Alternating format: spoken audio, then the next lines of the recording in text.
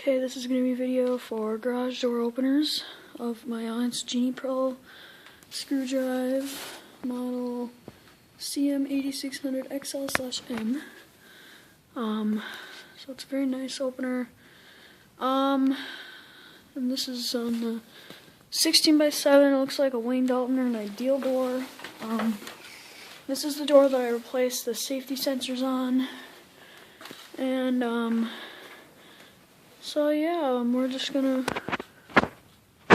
put it up for you and see how this sounds. So here you go.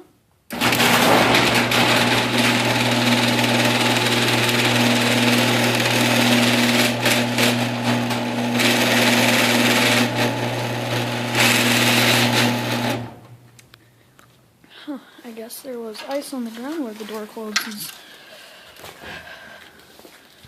Yeah, well, that does explain a lot. Alright. Well, there you go. There's the Genie Pro screwdrive. So check back soon for more videos. Subscribe to the channel.